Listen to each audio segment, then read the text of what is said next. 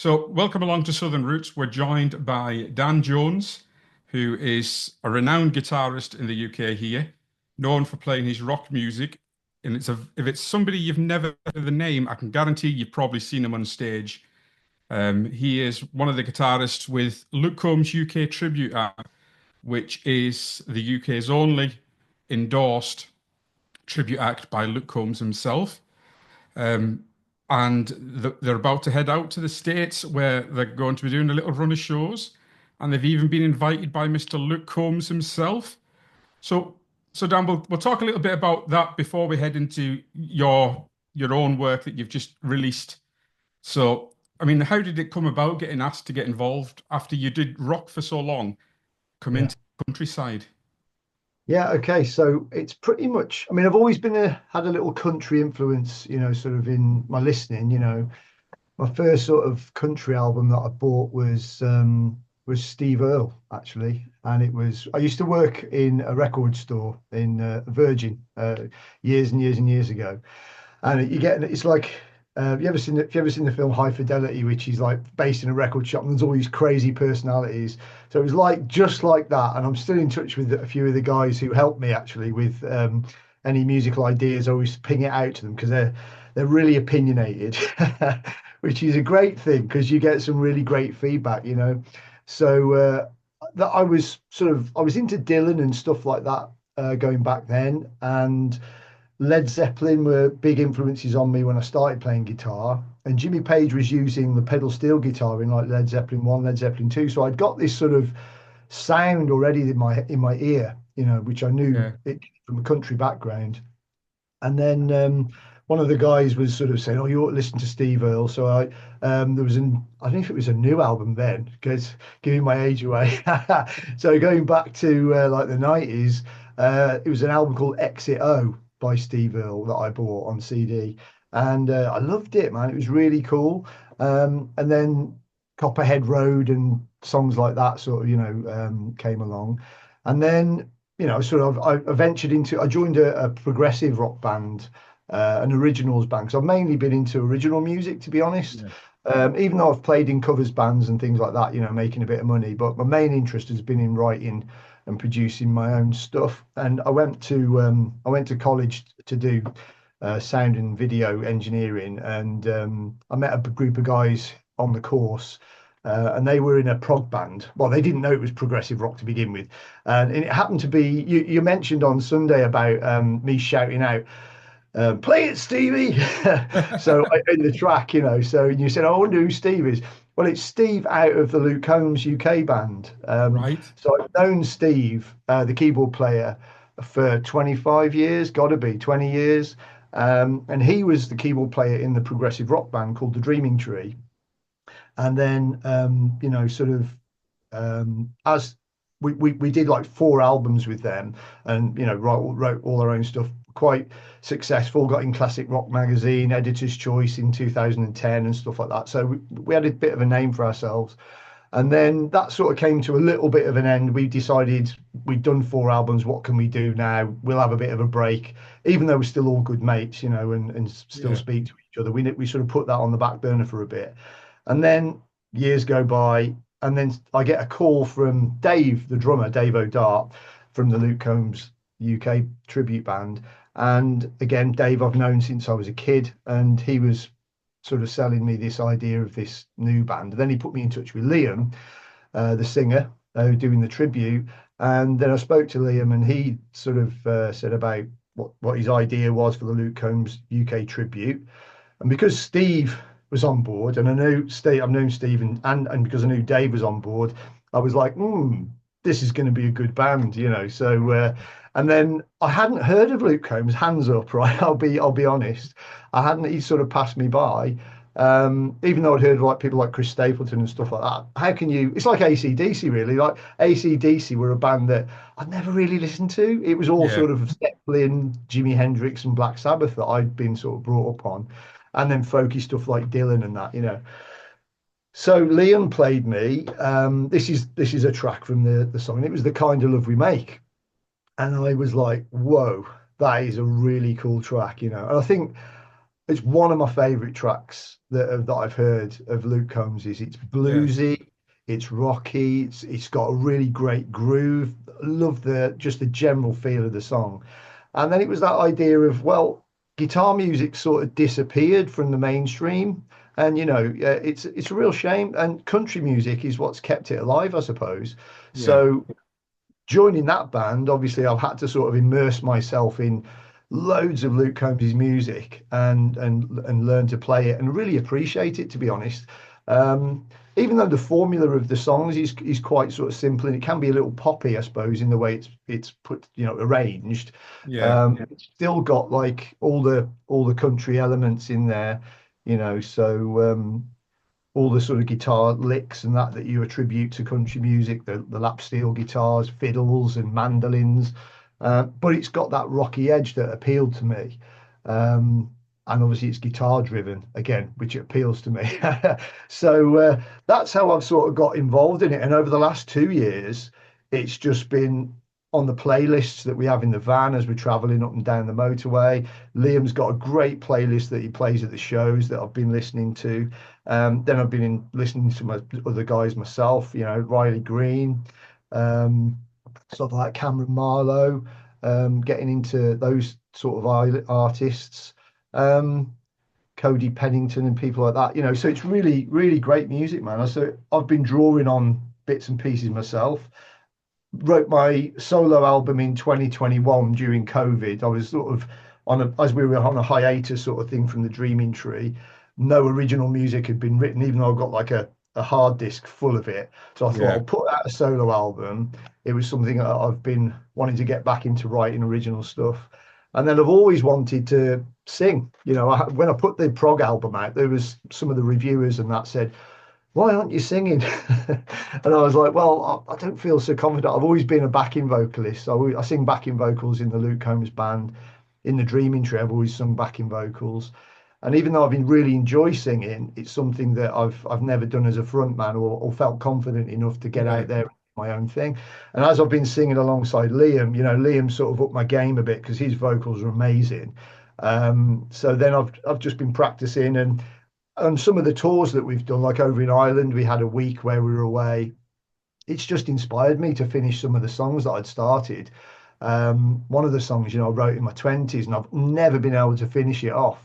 And it was driving from Belfast to Dublin in the back of DJ Chris Armstrong's Audi. And I was like, oh my God, the lyrics were all sort of flowing, So it was, Yeah, it's really nice that it's really inspired me, to be honest, to get involved with writing again. But because I've yeah. got the country stuff that I'm involved in, it's sort of all just perfect storm type of thing. But it's gave you a great platform because the interest and the scope of what you have achieved since the Luke Combs UK formed is unbelievable. I mean, Yeah, you look at the reviews and there's a lot of cover bands, artists popping up all over the place lately. But you's actually guys endorsed by Luke Combs himself. And then, of yeah. course, you're heading out to the States this weekend where you've been invited to play at Category 10 as well. That's right, yeah. So I mean, you did ask you put that in the question about how did all that come together? Well, you know, we started off. Liam had booked a gig with a family who were having a 70th birthday party in their kitchen in Tamworth. So we did that gig, and then the next week we're playing a 200 capacity sort of wedding venue to all Luke Combs fans, and that went really great. And then all of a sudden, within a very short space of time, Liam's been working like a maniac. So hats off to Liam, and he's been driving this, from the gigs and contacts point of view. He's worked tirelessly and he's got such tenacity to drive things forward, and that's one of the things we all love about him. But his vision of where he wanted to be, I don't think he quite realised how fast it was going to happen. And before you know it, we've got an agent involved. We're playing like 500-seater theatres, then 800. Now it's like the Barrowlands in Glasgow, 2,000 sellout. It's like, what a tribute band playing a 2,000 capacity venue, selling it out. It's bonkers. And then Liam's like, want to go to the States. So he's like, he then gets in contact. I'm not sure how he made the contact, the inroad, but an agency, Atomic Music Management in America, and they were very interested, and they booked the tour.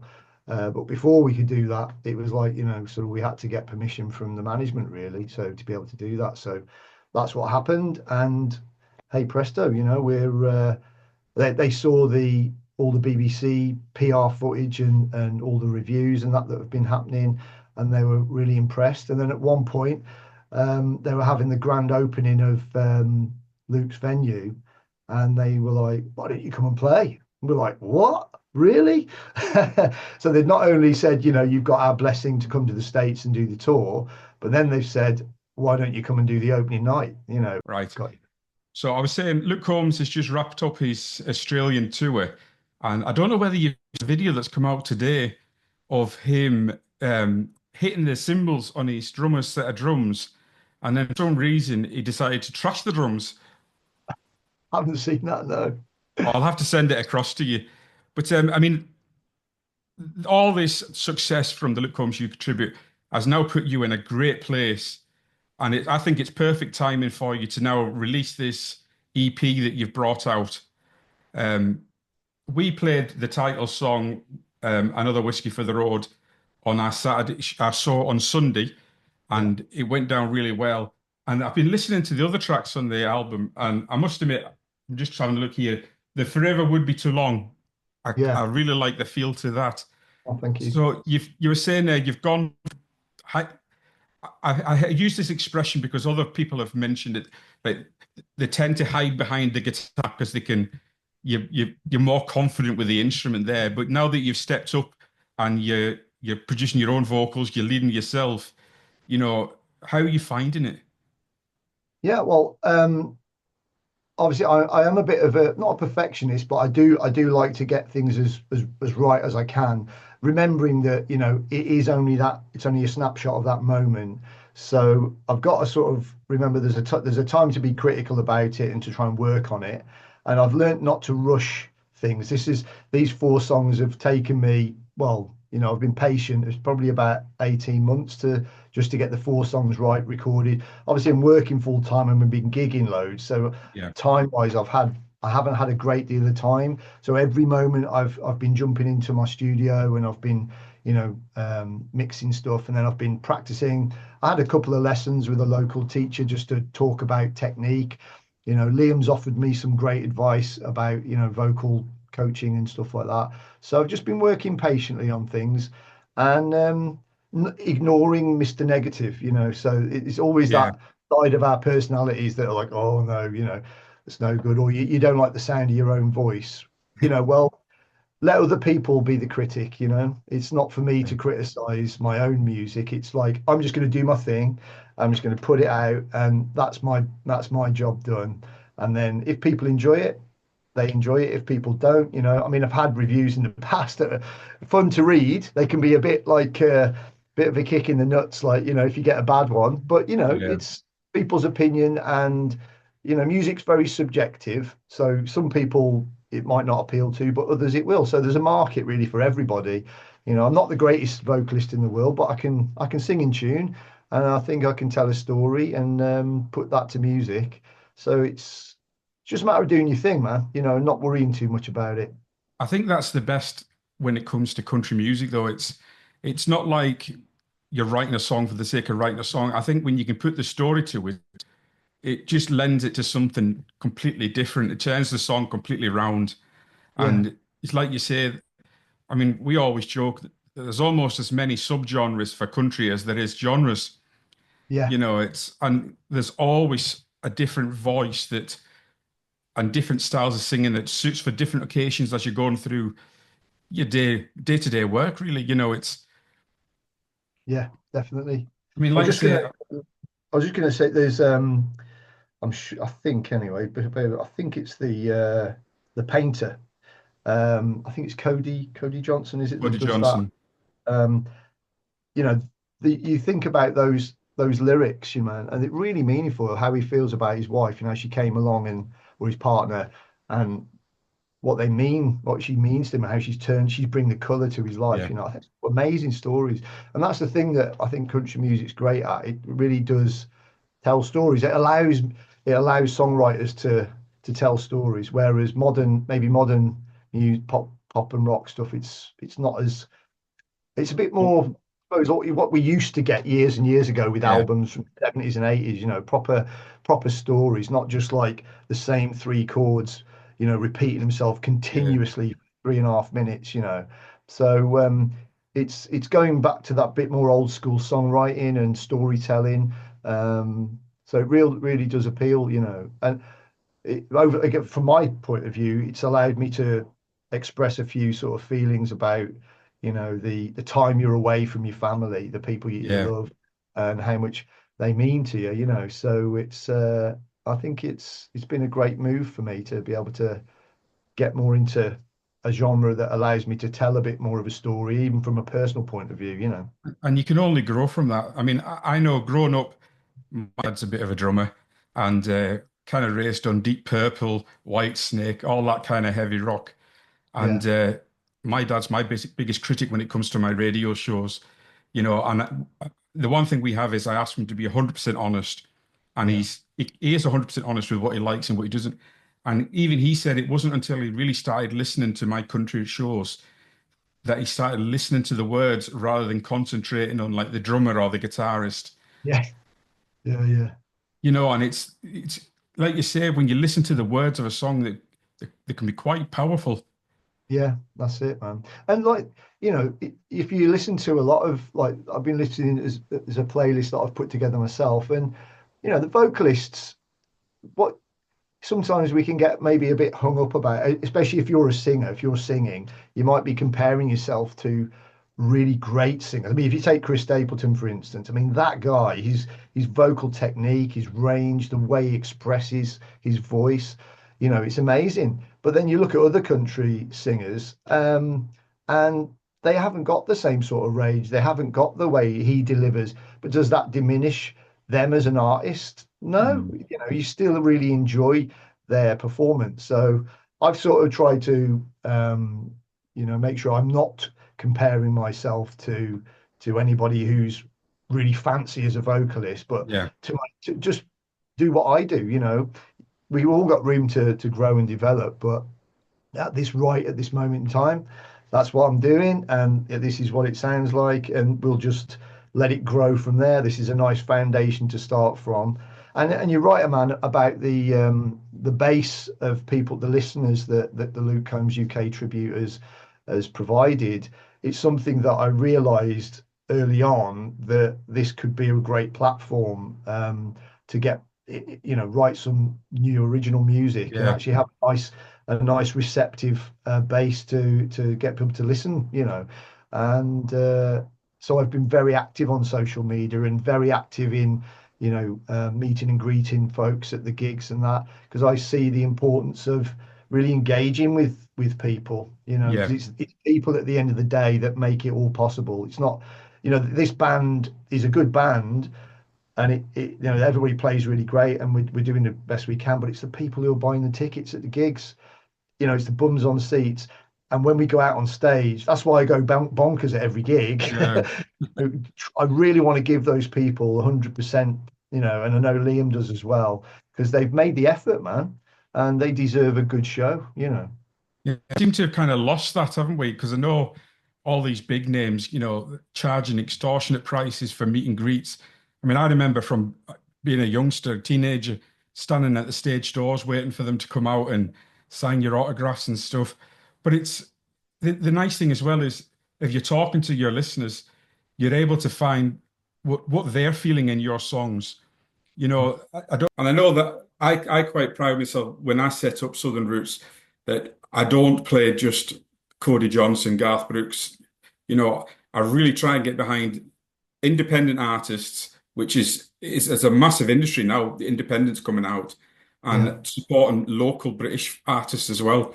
I yeah, mean, nearly every week we've got at least one or two British acts on our list, and folk are asking for them as well.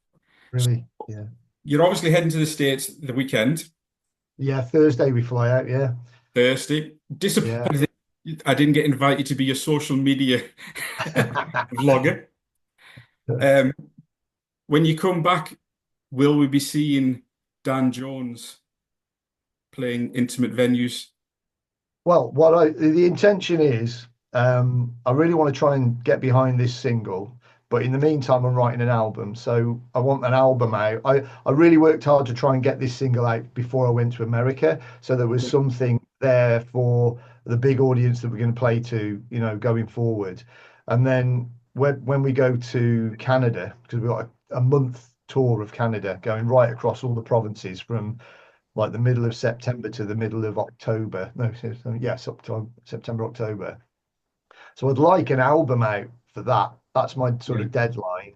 Um, and then from there, I'm going to see about sort of doing some sort of live show. Depends if I can fit it in between the Luke Combs UK gigs, because that's really full on, and I'd like to make playing live my career. And unfortunately, a lot of the time, original music, as we all know, doesn't yeah, really pay the bills, man. So I'm not, whilst I'd like to play live, I do find that the main joy for me is writing, producing, recording, and putting it out for people to listen to.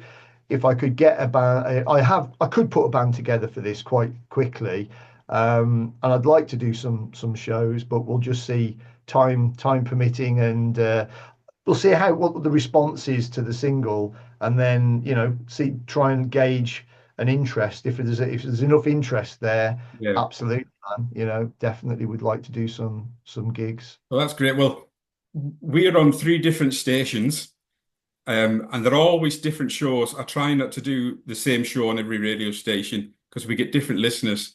So over the next week, we're going to be playing all the tracks on your EPs Oh, across thank you. our station, and we will ask folk to let us know what they think about it. Yeah, that'd be And great, man. we would like to wish you bon voyage for your tour to America. If you do get to meet the big man, get him to sign a hat for us at Southern Roots. Do our And best, mate. we'll look really forward to catching up with you when you come back. That'd be great. Yeah. I just want to say as well, thank you to yourself for reaching out and giving me this opportunity, playing the tracks and to having the interview today. I really appreciate it. And that's one of the other things I love about country and the scene. The people are so nice, man, and so welcoming and so supportive. It's been really, really great. And I think, like you were saying about the original scene, that's the thing that comes across. There's a lot of people supporting it. Whereas in the rock, and I mean, I did a lot of PR stuff for my prog band. Yeah. It was tough, man. Even though we did a lot of it ourselves, and even though I paid PR companies and stuff, it was tough. But I'm sure it's tough in the country world as well. But it seems that there's such a lot of lovely characters who are very, very supportive, and I love it. I really appreciate it. So thank you, Stephen, No, for your we appreciate it. I mean, support. like I say, we play what we like to hear as well. It's not just a case of, oh, they've sent me that, I'm going to play it. You're always kind of thinking, how is it going to go down with the different listeners we've got?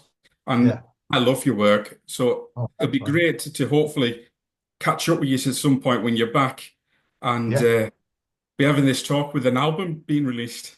Yeah, yeah, absolutely. Well, it will. We should definitely keep in touch over the 2 week tour, and then when we get back and we go to Nashville, send a few pictures to you over the Messenger or in on Yeah, if you Facebook. slide across details, and we'll post it and keep your listeners up to date with how your tour's going. Brilliant. It's, Yeah, yeah.